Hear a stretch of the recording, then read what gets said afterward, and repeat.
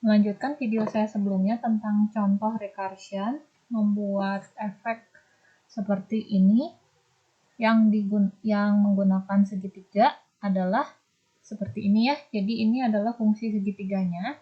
Lalu jika kita mengulang menggambar segitiga itu tetapi dengan menggesernya sedikit kemudian memutarnya ya.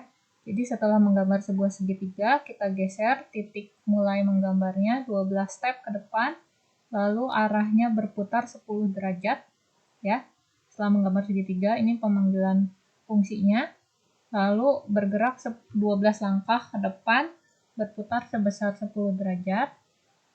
Kita ulangi lagi proses pemanggilan fungsi blade-nya ya. Hal itu akan diulangi terus sampai arahnya bukan lagi itu akan diulangi selama arahnya tidak sama dengan 90. Arah 90 itu titik start seperti ini. Ya, itu arah direction dari pennya 90 derajat. Ya. Karena satu lingkaran penuh ini bukan 90 derajat, maka dia akan berulang terus memanggil fungsi triangle, move kemudian bergerak 12 step, berputar 10 derajat. Ya. Nah, yang perlu ditekankan di sini adalah penggunaan if, di mana if ini membuat suatu saat kondisinya berhenti. Itulah yang disebut dengan base case dalam recursion, yaitu sesuatu yang membuat pemanggilan fungsi secara rekursif berhenti. Ya, kamu harus bisa memastikan bahwa suatu saat direction-nya akan kembali ke 90 derajat seperti posisi start. Ya. Nah, seperti yang sudah saya sampaikan di video sebelumnya, bahwa kebanyakan masalah yang memerlukan repetisi itu dapat menggunakan skema looping atau pengulangan. Tetapi, pada beberapa kasus, akan lebih mudah diselesaikan dengan rekursif dibanding dengan iterasi. Ya.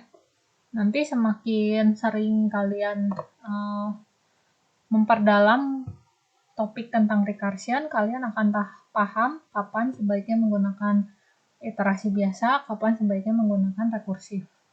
Tapi sebagai catatan lain, di banyak bahasa pemrograman, pemanggilan rekursif itu membutuhkan memori yang juga besar, ya, karena perlu adanya banyak pencatatan dari hasil proses sebelumnya.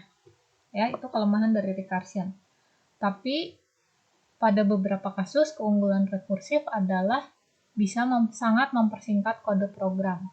Kode programnya menjadi lebih readable, baik bagi pembaca maupun bagi programmernya sendiri. Ya. Nah, di sini ada activity sedikit. Ya, kalian diberikan sebuah potongan kode program. Tolong dijawab apa yang dilakukan oleh prosedur ini. Ya, kemudian kamu coba jalankan dengan nilai argumen yang berbeda-beda. Ya, argumen yaitu nilai ke parameter. Pada contoh ini, parameternya adalah X dan N. Berapa? Ya, silakan diamati. Jika ada pertanyaan, tanyakan via Discord. Kita akan lanjutkan di video pembelajaran berikutnya. Terima kasih.